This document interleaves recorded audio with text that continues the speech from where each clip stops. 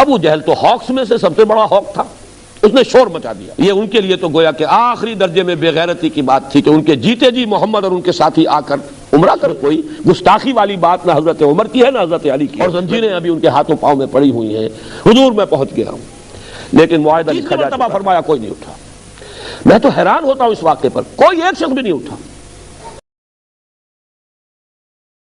1000 کا لشکر جرار اب چلا ہے مکے سے، کیل کانٹے سے لیس طبل بجاتا ہوا اور بڑے ڈھول بجاتا ہوا، اس لیے کہ یقین تھا کہ اتنی طاقت محمد کی نہیں ہے کہ 1000 آدمیوں کے مقابلے کے لیے وہ آدمی لا سکے۔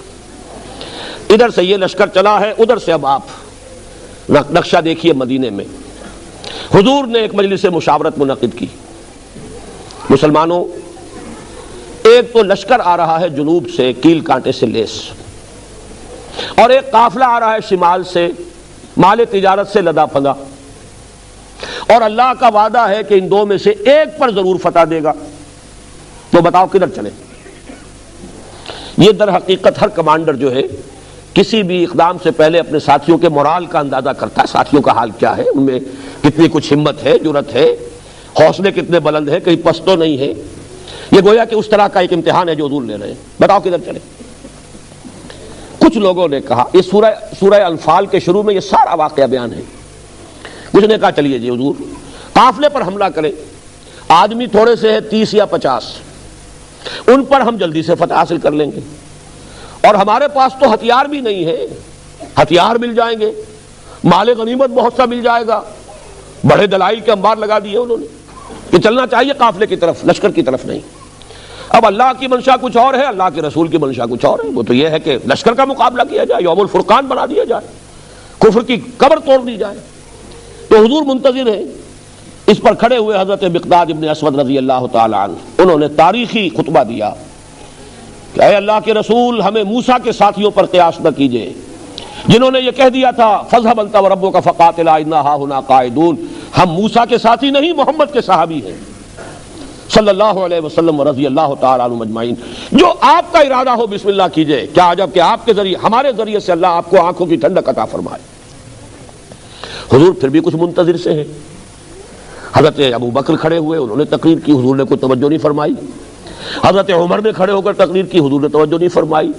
اب خیال آیا حضرت سعد ابن عبادہ رضی اللہ تعالی عنہ جو رئیس انصار تھے، انہوں یہ خیال آ گیا کہ حضور کا روح سکون ہماری طرف ہے، اس لیے کہ پہلی 8 مہموں میں آپ نے کسی انصاری کو شامل نہیں کیا تھا، سب یہ مجاہدین گئے تھے، مہاجرین۔ اس لیے کہ جب وہ بیعت عقبہ ثانیہ ہوئی تھی تو طے یہ ہوا تھا اگر مدینے پر حملہ ہوگا تو ہم آپ کی حفاظت کریں گے جیسے اپنے اہل و عیال کی، اور یہاں مدینے پر ابھی حملہ نہیں ہوا ہے، حضور باہر نکل کر راستہ روکنا چاہ رہے ہیں۔ تو گویا کہ وہ جو معاہدہ تھا اس کے تحت تو حضور نہیں کہہ سکتے کہ تم چلو میرے ساتھ، اور حضور کو یہ معلوم ہے کہ صرف مہاجرین کی نفری اب کفایت نہیں کرے گی، 1000 کا لشکر آ رہا ہے۔ تو حضرت سعد ابن عبادہ نے کھڑے ہو کر کہا، عرض کیا کانک تعنینا یا رسول اللہ، اے اللہ کے رسول، کچھ ایسے محسوس ہوتا ہے کہ آپ کا روح سکون ہماری طرف ہے، انصار کی طرف ہے۔ فإنا آمنا بک وصدقناک، تو یا رسول اللہ ہم آپ پر ایمان لائے ہیں، ہم نے آپ کی تصدیق کی ہے، اب ہمارے لیے کوئی آپشن نہیں ہے۔ اگر آپ ہمیں حکم دیں گے اپنی سواریاں سمندر میں ڈال دیں گے، اگر آپ ہمیں حکم دیں گے برق الغمام تک پہنچ جائیں گے، چاہے ہماری اونٹنیاں لاغر ہو جائیں، آپ بسم اللہ کر کے جو آپ کا حکم ہو۔ بھول جائیے بیعت عقبہ ثانیہ میں کیا طے ہوا تھا کیا نہیں ہوا تھا، اصل مسئلہ یہ ہے کہ ہم نے آپ کو اللہ کا رسول مانا ہے، ہم آپ پر ایمان لائے ہیں۔ اسی جملے میں ذرا تھوڑا سا کہوں گا کہ ہم بھی اپنے غریبانوں میں جھانکیں کہ ہم بھی اللہ کا رسول مانتے ہیں، رسول کو صلی اللہ علیہ وسلم، لیکن ہم نے ان کے تقاضوں کو کیا سمجھا۔ بہرحال حضور کا چہرہ جو ہے دمک اٹھا، پھر یہ جنگ کے لیے نکلے۔ یہ سن 2 ہجری کا رمضان مبارک ہے اور 17واں اس کا دن ہے۔ یہ مٹ بھیڑ ہوئی اور یوم الفرقان قرار پایا۔ 313 صرف 2 گھوڑے، ذرا رسالہ تو دیکھیے، کیولری کنسسٹنگ آف 2 ہارسز، اور سب کے پاس تلواریں بھی نہیں، چند لوگوں کے پاس تلواریں ہیں، سامان ہے ہی نہیں، اور ادھر 1000 کا لشکر ہے اور پوری طرح کیل کانٹے سے لیس ہو کر آیا ہے۔ تو وہ تو یہ سمجھتے تھے کہ یقینی فتح ہے ہماری، جیسے 1965 میں بھارتی سمجھتے تھے کہ شام تک تو جیم خانہ کلب میں پہنچ کے وہاں تو ہم جشن منائیں گے، یقینی۔ لیکن اللہ تعالیٰ نے ان کے دلوں میں ایسا روب ڈالا ہے، ٹھٹک کر کھڑے رہ گئے کہ پتہ نہیں کیا وجہ ہے، ریزسٹنس نہیں ہے کہیں، کیا ہمیں کہیں گھیراؤ میں لیا جا رہا ہے، کیا ہو رہا ہے۔ یہی یہی یقین تھا، اسی لیے یہ ابو جہل نے کہا تھا یہ یوم الفرقان ہوگا، یہ پتہ چل جائے گا کہ اللہ کس کے ساتھ ہے، جس کو فتح ہوئی اللہ اسی کے ساتھ ہے، کیونکہ اسے یقین تھا کہ فتح میری ہوگی۔ اس کا بھی ایک واقعہ میں آپ کو سنا دوں، بہت دلچسپ بھی ہے۔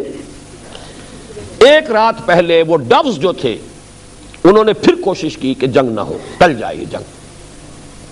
حضرت حکیم ابن حزام بعد میں ایمان بھی لے آئے ہیں، اور یہی وہ صحابی ہیں جو شیب بنی ہاشم میں بھی حضور کو کچھ نہ کچھ کھانے پینے کی چیزیں پہنچایا کرتے تھے رات کو پہاڑ سے اتر کر۔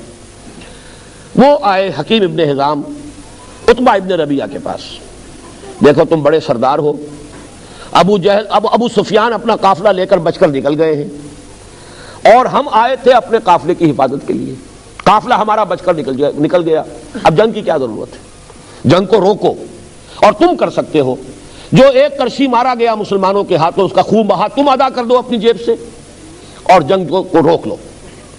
عتبہ نے کہا میرے اپنے دل کی بات کہی آپ نے، میں بھی نہیں چاہتا کہ جنگ ہو، اس لیے کہ ادھر بھی تو کرشی ہے محمد کے ساتھ، مہاجرین تو ساری قریش میں سے تھے نا، گویا کہ ہم تو ایک دوسرے کے بھائی بند ہیں، چچا ادھر ہے، بھتیجا ادھر ہے، ماموں ادھر ہے، بھانجا ادھر ہے، ایک بھائی ادھر ہے ایک بھائی ادھر ہے، تو جنگ رکنی چاہیے۔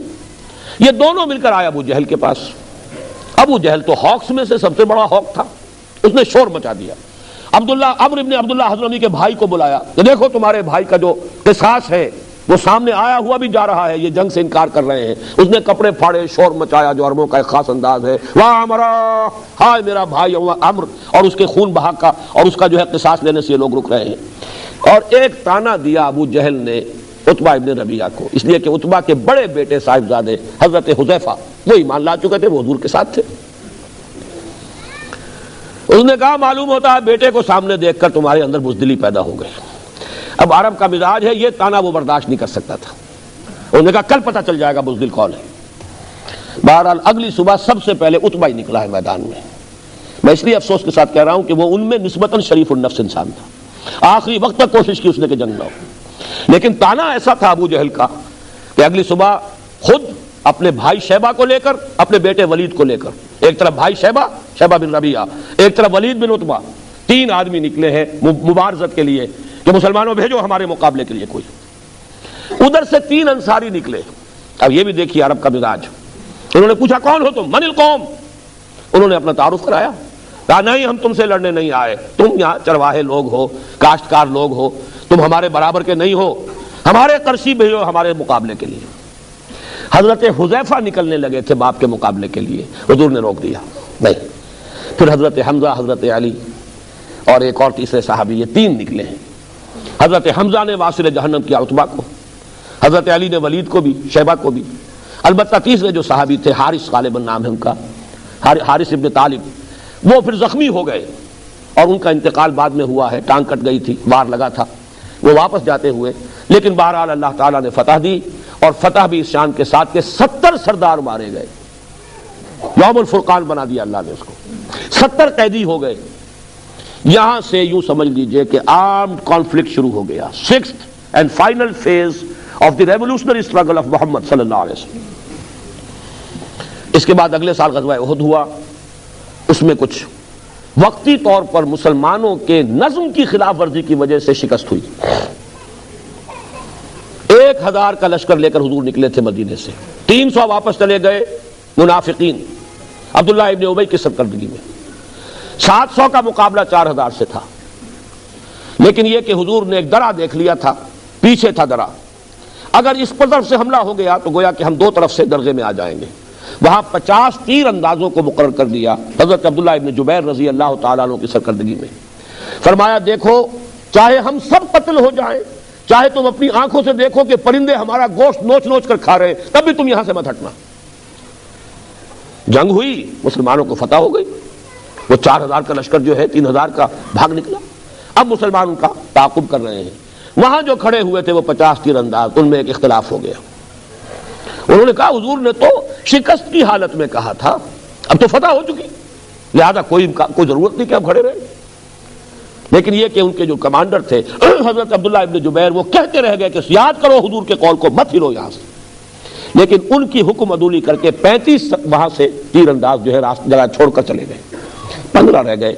خالد ابن ولید تھے اس میں، وہ جو ان کی کیولری تھی 200 ہارسز کی، 200 horses strong cavalry under the command of Khalid ibn Walid. ان کی عقابی نگاہ نے دیکھ لیا کہ وہ درہ خالی ہے، اگرچہ شکست ہو چکی ہے لیکن اس شکست کو فتح میں بدل سکتا ہوں. پورا چکر لگایا ہے احد کا اور وہاں سے جو حملہ کیا ہے تو پھر وہ شکست میں بدل گئی فتح. 70 صحابہ شہید ہو گئے. اس پر جو قرآن مجید میں تبصرہ آیا ہے وَلَقَدْ صَدَقَكُمُ اللَّهُ وَعْدَهُ إِذْ تَحُسُّونَهُم بِإِذْنِهِ، اے مسلمانوں تم اللہ کو دوش نہیں دے سکتے، تم ہم سے شکایت نہیں کر سکتے، ہم نے اپنے وعدہ سچا کر دکھایا تھا، تمہیں مدد دی اور تمہیں فتح دی. تم انہیں گاجر مولی کی طرح کاٹ رہے تھے. حتی اذا فشلتم وتنازعتم فی الامر وعصیتم من بعد ما اراکم ما تحبون، لیکن جب تم نے ہی نظم کو ڈھیلا کر دیا، تم نے حکم کی نافرمانی کی. حضور کے حکم کی تو انہوں نے تعویل کر لی تھی کہ حضور نے تو کہا تھا اگر شکست ہو جائے تب، اب تو فتح ہو گئی، لیکن اصل لوکل کمانڈر کا حکم تو تھا نا، من اطاع امیری فقد اطاعنی ومن عصا امیری فقد عصانی، جو میں پہلے بیان کر چکا. جس نے میرے مقرر کردہ امیر کا کہنا مانا اس نے میرا کہنا مانا، جس نے اس کی نافرمانی کی اس نے میری نافرمانی کی. اس کی سزا ہے جو اللہ نے دی ہے. حضور زخمی ہوئے، دندان مبارک شہید ہوئے، خود کی کڑیاں جو ہے تلوار کا وار ایسے پڑا ہے کہ خود کی کڑیاں آپ کے رخسار کی ہڈی کے اندر گھس گئیں، وہ نکالی نہیں جا رہی تھی. ایک صحابی نے دانتوں سے پکڑ کر کھینچا ہے تو ان کے اپنے دانت نکل گئے. پھر خون کا فوارہ چھوٹا ہے، غشی تاری ہوئی ہے، خبر اڑ گئی کہ حضور قتل ہو گئے. مصعب بن عمیر قتل ہوئے، شہید ہوئے. وہ چونکہ علم بردار تھے، ان کے ایک ہاتھ میں علم تھا، اس پر تلوار کا وار ہوا کٹ گیا، دوسرے سے تھاما، دوسرے پر وار ہوا وہ بھی کٹ گیا، پھر دونوں بازوؤں کے بچے ہوئے حصوں سے تھاما، پھر شہید ہو گئے. حضرت حمزہ شہید ہو گئے. 70 صحابہ. یہ اپس اینڈ ڈاؤنز آئے ہیں. بدر میں 70 ان کے مارے گئے، احد میں 70 صحابہ شہید ہو گئے. لیکن یہ کہ بہرحال پھر غزوہ احزاب اب تفصیل میں بیان نہیں کر سکتا. 6 سال تک یہ اپس اینڈ ڈاؤنز چلے. بالآخر اللہ نے فتح دی. وہی رمضان کا مہینہ سن 8 ہجری، اور 10,000 کا لشکر لے کر حضور صلی اللہ علیہ وسلم مکے میں داخل ہوئے ہیں فاتح کی حیثیت سے. 10 رمضان مبارک سن 8 ہجری. جاء الحق وزهق الباطل ان الباطل كان زهوقا. یہ گویا کہ وہ 6 جو سٹیجز ہیں. ایک اس میں درمیانی بات ہے جو میں چاہتا ہوں کہ ذرا آپ نوٹ کر لیں. درمیان میں ایک پوز آیا ہے ان 6 سالوں میں صلح حدیبیہ کا. حضور صلی اللہ علیہ وسلم نے خواب دیکھا کہ ہم عمرہ کر رہے ہیں. غزوہ احزاب کے بعد کی بات ہے. تو نبی کا تو خواب بھی وہی ہے. حضور نے فرمایا مسلمانوں تیاری کرو، ہم عمرے کے لیے چلیں گے. 1400 یا 1800 صحابہ آپ کے ساتھ گئے. احرام باندھا ہوا ہے اور تلواریں جو ہے نیام کے اندر ہیں اور عمرے کے لیے جا رہے ہیں. قریش کو پتہ چلا. یہ ان کے لیے تو گویا کہ آخری درجے میں بے غیرتی کی بات تھی کہ ان کے جیتے جی محمد اور ان کے ساتھی آ کر عمرہ کر لیں. ڈٹ گئے، مرنے مارنے پر تل گئے. بڑا جوش و خروش. حضرت عثمان کو بھیجا کہ کوئی مصالحت کی بات ہو، انہیں روک لیا. وہیں خبر اڑ گئی کہ حضرت عثمان شہید کر دیے گئے. تب حضور نے وہ بیعت لی، بیعت رضوان، جس کا قرآن مجید میں ذکر ہے. اللہ تعالیٰ راضی ہو گیا. لقد رضی اللہ عن المؤمنین اذ یبایعونک تحت الشجرہ. یہ بیعت حضور نے لی تھی، بیعت علی الموت. ہم سب یہاں مر جائیں گے، کوئی واپس نہیں جائے گا. اور بیعت علی لا نفر، بیعت کی تھی کہ یہاں سے بھاگنا نہیں ہے، اب یہیں جانے دینی ہے. لیکن یہ کہ مکے والوں کو بھی کچھ لوگوں نے، سمجھدار لوگوں نے سمجھا دیا کہ محمد اور ان کے ساتھی بھی آخری درجے میں تلے ہوئے ہیں، یہ بیعت ہو چکی ہے. جیسے آج کل ہوتے ہیں وہ سوسائڈ سکواڈز، گویا کہ طے کر لیا جائے کہ اب تو جانیں دے دینی ہے، قدم پیچھے نہیں ہٹانا، دشمن کو وارکاری لگا دینا ہے چاہے اپنی جان رہے یا نہ رہے. گویا کہ اس انداز کی بات سمجھیے جدید اصطلاح میں کہ یہ بیعت اس لیے اتنی اللہ کو پسند آئی ہے کہ اللہ تعالیٰ نے اس کے اوپر اپنی رضامندی کا اعلان قرآن مجید میں کیا ہے.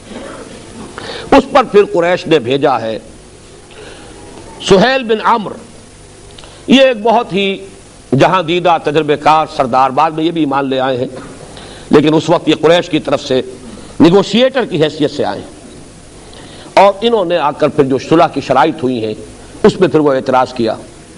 حضور صلی اللہ علیہ وسلم نے جب لکھوانا شروع کیا تو حضور نے کہا، حضرت علی لکھ رہے تھے کاتب کی حیثیت سے، کہ لکھو یہ وہ معاہدہ ہے جو محمد الرسول اللہ اور قریش کے مابین طے پایا. سہیل نے فوراً روک دیا، نہیں، یہ تو معاہدہ ہے جس پر سب کے دستخط ہوں گے، ہمارے بھی ہوں گے، تمہارے بھی ہوں گے، اور اوپر لکھا ہوا محمد الرسول اللہ. اس کا مطلب ہے ہم نے مان لیا اللہ کا رسول. اگر ہم اللہ کا رسول مان لیں تو جھگڑا کائے گا؟ پھر ہم تو نہیں مانتے. یہاں لکھا جائے گا محمد ابن عبداللہ. حضور مسکرائے، فرمایا تم مانو یا نہ مانو میں اللہ کا رسول ہوں. لیکن حضرت علی سے آپ نے فرمایا کہ علی ذرا یہ مٹا دو حرف، رسول اللہ والے الفاظ ہٹا دو، ابن عبداللہ لکھ دو۔ حضرت علی نے عرض کیا حضور میں اپنے ہاتھ سے نہیں مٹا سکتا۔ بہرحال حضور نے پھر خود مٹایا۔ اس کے بعد صلح جو تھی بڑی ان ایکول تھی، یعنی یہ بھی اس میں طے کیا گیا کہ اگر کوئی مکے سے مسلمان آیا مدینے تو اسے واپس کرنا ہوگا، اور کوئی مدینے سے اگر مرتد ہو کر واپس مکے آتا ہے تو مکے والے واپس نہیں کریں گے۔ اب یہ ان ایکول ہے۔ مکے سے کوئی مسلمان بھاگ کر اگر مدینے پہنچے تو حضور اور مسلمان پابند ہیں کہ اسے واپس کر دیں گے، لوٹا دیں گے۔ مدینے سے کوئی مسلمان اگر مرتد ہو کر واپس آتا ہے تو یہ واپس نہیں کریں گے۔ حضرت عمر کا خون کھول رہا ہے، سب کا خون کھول رہا ہے۔ حضرت عمر سے ضبط نہیں ہو سکا، انہوں نے آ کر حضور سے کہا کہ کیا ہم حق پر نہیں ہیں؟ کیا آپ اللہ کے رسول نہیں ہیں؟ آپ نے فرمایا میں حق پر ہوں، میں اللہ کا رسول ہوں، تو پھر یہ ہم دب کر صلح کیوں کر رہے ہیں؟ حضور نے مسکرا کر فرمایا میں وہی کر رہا ہوں جس کا مجھے اللہ نے حکم دیا ہے۔ حضرت عمر کا غصہ اب بھی نہیں تھما، گئے حضرت ابو بکر کے پاس، کیا ہم حق پر نہیں ہیں؟ کیا ہم اللہ کے، کیا محمد صلی اللہ علیہ وسلم اللہ کے رسول نہیں؟ یہ یقیناً حق پر ہے، اللہ کے رسول ہے، تو یہ ہم کیا کر رہے ہیں؟ انہوں نے بھی کہا وہ اللہ کے رسول ہیں، وہی کچھ کر رہے ہیں جس کا انہیں حکم ہو رہا ہے۔ ساری عمر بعد میں حضرت عمر کو یہ ایک رنج رہا ہے کہ اس وقت میں ضبط نہیں کر سکا، لیکن یہ حمیت حق کا جوش ہے۔ اسی حمیت حق کے جوش میں حضرت علی نے بھی تو حکم عدولی کی نا کہ حضور کہہ رہے ہیں نام مٹا دو اور نہیں مٹایا۔ یہ سب غیرت ہے، حمیت حق ہے، اس میں کوئی گستاخی والی بات نہ حضرت عمر کی ہے نہ حضرت علی کی ہے رضی اللہ تعالی عنہما۔ لیکن ذرا نوٹ کیجئے، آخری بات آپ سے عرض کر دوں، اس کو کہتے ہیں ڈسپلن۔ اس درجے خون کھول رہا ہے، لیکن حضور کا جو فرمان ہے تسلیم ہے، کوئی کیوں نہیں کر رہا سوائے حضرت عمر نے جو تھوڑا سا یہ مکالمہ کیا ہے۔ جب صلح ہو گئی تو سب سے بڑا امتحان اسی وقت آ گیا۔ ابو جندل اسی سہیل ابن عمر کے بیٹے ایمان لائے ہوئے تھے، اور اس سہیل ابن عمر نے عمر بن سہیل نے رکھا ہوا تھا اسے اپنے گھر میں دو لوہے کی زنجیروں سے جکڑ کر۔ انہیں جب پتا چلا حضور اتنے قریب آئے ہوئے حدیبیہ میں، جس طرح بھی ہوا زنجیریں توڑوائیں، بھاگے آئے اس حال میں کہ جسم کے اوپر مار کے نشان ہیں اور زنجیریں ابھی ان کے ہاتھوں پاؤں میں پڑی ہوئی ہیں۔ حضور میں پہنچ گیا ہوں، لیکن معاہدہ لکھا جا چکا تھا کہ اگر کوئی آئے گا مکے والا واپس کرنا ہوگا۔ حضور نے کہا بھی کہ سہیل ابھی یہ معاہدہ ابھی لکھا گیا ہے، اس ایک معاملے کو ایگزیپٹ کر دو، ابو جندل کو ہمارے ساتھ جانے دو۔ میں اڑ گیا، نہیں معاہدہ ہو چکا، واپس کرنا ہوگا۔ حضور نے فرمایا ابو جندل صبر کرو، اللہ تمہارے لیے راستہ نکال دے گا۔ وہ چیخے چلائے، مسلمانوں یہ مجھ پر کیا غضب ہو رہا ہے، ان بھیڑیوں کے حوالے مجھے کر رہے ہو دوبارہ، لیکن کیا کریں حضور کا حکم ہے، مسلمان کچھ نہیں کہہ سکتے۔ مکے میں جب تھے مارے کھاتے تھے، کچھ نہیں کہتے تھے، اس لیے کہ حضور کا حکم تھا۔ وہی معاملہ آج بھی ہے۔ یہ ڈسپلن ہے اصل میں کہ جس سے کامیابی حاصل ہوتی ہے، ورنہ اگر ڈسپلن نہ ہو معاملہ ختم ہو جائے گا۔ تفشلوا تذهب ریحکم، اگر تم جھگڑو گے تمہاری ہوا اکھڑ جائے گی۔ لیکن آخری جو عشق کا ہے، حضور نے فرمایا لو بھائی اب اگلے سال عمرہ کریں گے، معاہدے میں یہ تھا اس سال واپس جاؤ، اگلے سال آ کے عمرہ کرنا، ہم 3 دن کے لیے مکہ خالی کر دیں گے، تم ہی رہنا وہاں، تم ہی عمرہ کرنا، ہم چلے جائیں گے پہاڑوں پر۔ حضور نے فرمایا جس کے ساتھ قربانی کے جانور ہیں یہی ذبح کر دیے جائیں، اور اب احرام کھول دو، واپس چلنا ہے۔ حضور نے فرمایا اٹھ جاؤ قربانیاں دے دو، کوئی نہیں اٹھا۔ پھر فرمایا اٹھو قربانیاں دے دو، کوئی نہیں اٹھا۔ تیسری مرتبہ فرمایا کوئی نہیں اٹھا۔ میں تو حیران ہوتا ہوں اس واقعے پر، کوئی ایک شخص بھی نہیں اٹھا۔ اس پر حضور کچھ غمگین ہو کر، اس لیے کہ لوگوں کے جذبات نہایت مزبہل ہو گئے تھے، یہ کیا ہوا؟ حضور نے تو کہا تھا عمرہ کریں گے، ہم بغیر عمرہ کیے وہ جا رہے ہیں، اور ہم ڈر گئے ہیں کفر سے، دب گئے ہیں کفر سے، ہم نے اتنی گر کر صلح کیوں کر لی ہے؟ تو ضبط تو کر رہے ہیں، لیکن بہرحال قلبی احساسات جو ہے وہ تو انسان کے اپنے اختیار میں نہیں ہوتے، صدمہ تو ہوتا، لہذا کوئی نہیں اٹھا۔ حضور گئے اپنے خیمے میں، حضرت ام سلمہ رضی اللہ تعالی عنہ اس وقت ساتھ تھی۔ حضور کا یہ وہ قاعدہ تھا کہ ہر سفر میں آپ اپنی ایک زوجہ محترمہ کو ضرور ساتھ رکھتے تھے۔ حضرت ام سلمہ بہت ذہین خاتون تھی، کہا میں نے 3 مرتبہ کہا ہے مسلمانوں سے کہ اٹھو احرام کھول دو، کوئی نہیں اٹھ رہا۔ انہوں نے مشورہ دیا حضور آپ زبان سے کچھ بھی نہ کہیے، خود جا کے اپنی جانور کی قربانی دے دیجئے، احرام کھول دیجئے۔ بس حضور نکلے، کیا تو سب کھڑے ہو گئے۔ میں اسے کہا کرتا ہوں کہ یہ حالت منتظرہ تھی، they were waiting for something، ہو سکتا ہے کوئی صورت بدل جائے، کہیں ہمارا امتحان ہی نہ لے رہے ہو حضور، اس اعتبار سے۔ لیکن جیسے حضور نے احرام کھول دیا آپ سب کھڑے ہو گئے، سب نے احرام کھول دیا۔ اسی لیے اس کو کہا ہے انا فتحنا لک فتحا مبینا، یہ صلح نہیں ہے محمد، ہم نے آپ کو اس صلح کے پردے میں بہت بڑی فتح عطا کر دی۔ کیا فتح کا پہلو تھا کہ اگر قریش نے صلح کر لی محمد کے ساتھ صلی اللہ علیہ وسلم تو پورے عرب کے قبائل کو معلوم ہو گیا now Muhammad is a power to reckon with. اب محمد کی طاقت ایسی ہے کہ گویا کہ قریش نے صلح کر لی ہے محمد کے ساتھ. یہی بات ہے جو آج تک ہوتی چلی آ رہی ہے کہ اسرائیل کے ساتھ صلح نہیں کرنی اور اسرائیل کو تسلیم نہیں کرنا. صلح کرنے کے معنی تسلیم کر لیا, جھگڑا ختم ہو گیا. تو محسوس یہ ہوا کہ جب قریش نے صلح کر لی ہے تو گویا کہ قریش نے تسلیم کر لیا ہے کہ اب محمد صلی اللہ علیہ وسلم کی طاقت بہت بڑی ہے. رعب پڑ گیا پورے عرب پر. پھر حضور یکسو ہو گئے قریش کے ساتھ. جب صلح کا معاہدہ ہو گیا اب آپ نے خیبر پر چڑھائی کی, خیبر فتح کر لیا, اس لیے کہ ان کے تو ہاتھ بن گئے تھے. اب یہودیوں کی مدد کو اور قریش نہیں جا سکتے تھے. آپ نے حملہ کیا خیبر پر, خیبر فتح کر لیا, بہت بڑا مال غنیمت ہاتھ آیا. پھر اسی عرصے میں, اب جو آخری بات میں آج عرض کروں گا وہ صرف یہ ہے, اسی عرصے میں اب پہلی مرتبہ حضور صلی اللہ علیہ وسلم نے بیرون ملک عرب دعوتی خطوط ارسال کی. یہ بہت اہم نقطہ ہے. ایک مذہبی تبلیغ ہوتی ہے, ایک انقلابی تبلیغ ہوتی ہے. مذہبی تبلیغ پھیلتی ہے زمین پر, انقلابی تبلیغ ایک انقلابی عمل ایک جگہ کے اوپر پروان چڑھتا ہے, اوپر جا کر پھیلتا ہے. جیسے درخت ہوتا ہے آم کا درخت, جیسے ہی گٹھلی پھٹے گی 2 پتے نکلیں گے, لیکن وہ آم کا درخت جو زمین پر پھیلتا نہیں, خربوزے کی بیل کی طرح, وہ سیدھا اوپر جائے گا, جوان ہوگا وہیں پر اب پتے